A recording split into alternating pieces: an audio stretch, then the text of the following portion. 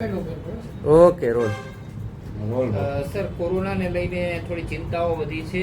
Case સતત વધી રહ્યા છે. હાલ કેટલા છે? છેલ્લા 24 કલાકમાં નવા કેટલા? રાજકોટ મહાનગરપાલિકાની આરોગ્ય શાખા દ્વારા ખાસ કરીને કોવિડની પ્રાઇવેટ ઉપરાંત ગવર્મેન્ટ હોસ્પિટલમાંથી ડિટેલ જે છે એ મેળવીને જર્મીસ પોર્ટલ ઉપર જે છે એ એડ કરવામાં આવે છે. આ ઉપરાંત પ્રાઇવેટ લેબોરેટરીઝ અને ગવર્મેન્ટ લેબોરેટરીઝ પણ આપણને રિપોર્ટિંગ કરતી હોય છે.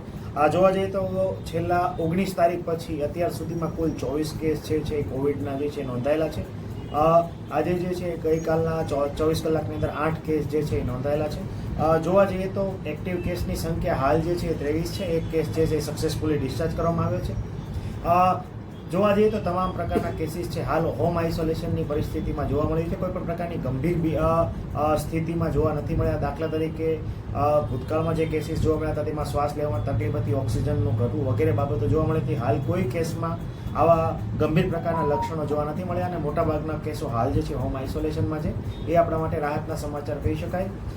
પરંતુ હા, હાલ જે છે કોમ્યુનિટી ટ્રાન્સમિશન છે કોવિડમાં જોવા મળી રહ્યું છે ને કેસની સંખ્યા વધી રહી છે. પ્રાઇવેટ ઉપરાંત ગવર્મેન્ટ લેબોરેટરીમાંથી પણ આપણને કેસ છે એ માહિતી મળી રહી છે. સાહેબ, આરોગ્ય શાખાની કામગીરીને લગત ખાસ કરીને કોઈ પણ કેસ આવે એટલે આરોગ્ય શાખા દ્વારા જે તે આરોગ્ય કેન્દ્રના સ્ટાફ દ્વારા છે દરેક કેસનું કોન્ટેક્ટ ટ્રેસિંગ કરવામાં આવે છે, ગૃહ મુલાકાત કરવામાં આવે છે.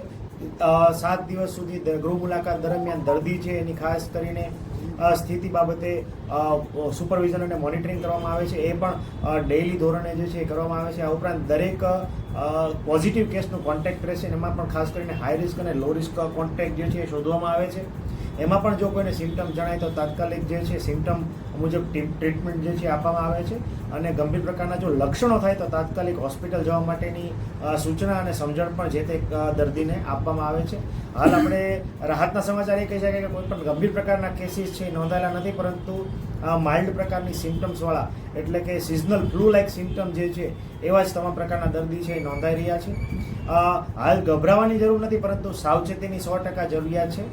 કોઈ પણ શરદી, ઉધરસ અને તાવ કોઈ પણ વ્યક્તિને જણાય તો તાત્કાલિક નજીકના આરોગ્ય કેન્દ્ર પરથી દવા મેળવવાનો આગ્રહ રાખવો જોઈએ. આ ઉપરાંત દાખલા તરીકે કોઈની તબિયત શરદી, ઉધરસ, તાવમાંથી શ્વાસ લેવામાં તકલીફ પડે, તાવ ઉતરતા ના હોય, આ ઉપરાંત અન્ય કોઈ પણ લક્ષણો જણાય જેમાં ઓક્સિજન ઘટવું વગેરે કોઈ પણ બાબતો જણાય તો તાત્કાલિક સિવિલ હોસ્પિટલ, આરોગ્ય કેન્દ્ર કે પ્રાઇવેટ હોસ્પિટલનો સંપર્ક કરવો ખૂબ જ હિતાવહ છે. કોઈ પણ શરદી ઉધરસના દર્દીએ બહાર મેડિકલ સ્ટોરમાંથી દવા લેવાને બદલે કોઈ પણ તજજ્ઞ કે ડૉક્ટર કે તબીબ પાસે જઈને દવા લેવાનો આગ્રહ રાખવો જોઈએ.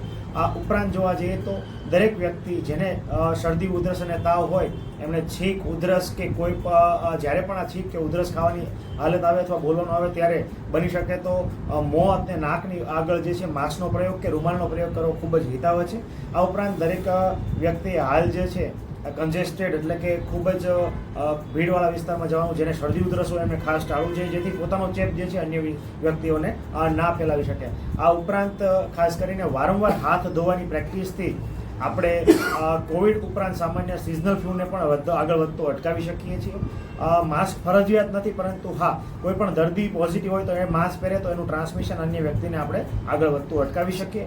શરદી ઉધરસના લક્ષણ તમને જણાય તો તમારી જાતને થોડી આઇસોલેટ કરવી ખૂબ જ આવશ્યક છે, જેનાથી તમારું ઇન્ફેક્શન જે છે અન્ય વ્યક્તિઓને ના ફેલાય. સર, ખાસ કરીને જે લોકો મોટાભાગે બહાર ગયા હતા એમને કોરોના થયો છે, એવું છે કે એમનો ચેપ કોઈ સ્થાનિકને લાગ્યું હોય ને એમને કોરોના થયો હોય? હાલ જે છે એ કોમ્યુનિટી ટ્રાન્સમિશન જે છે જોવા મળી રહ્યું છે. કોઈ પણ પ્રકારની બહારની હિસ્ટ્રી ના હોય છતાં કોવિડના લક્ષણો અને કોવિડ ટેસ્ટ જે પોઝિટિવ આવી રહ્યા છે. તો ઘણા લોકોની ફોરેન ટ્રાવેલ હિસ્ટ્રી હતી. હાલ તમામ જેટલા પણ પોઝિટિવ કેસ આવ્યા છે એ તમામનું જીનોમ સિક્વન્સિંગ માટે ગાંધીનગર વાયરોલોજી લેબ ખાતે જે છે સેમ્પલ મોકલવામાં આવી રહ્યા છે. હાલ જે છે કયો સ્ટ્રેન છે એ જે વાયરલ સ્ટ્રેન જે છે એનો રિપોર્ટ આવ્યા બાદ જ આપણને ખબર પડશે.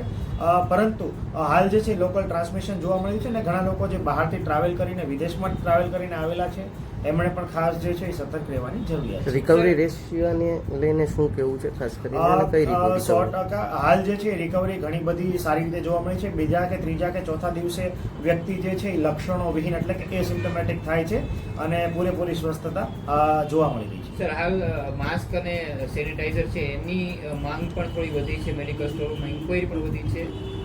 હાલ જે છે માસ્ક છે એ પહેરવું ખૂબ હિતાવહ છે.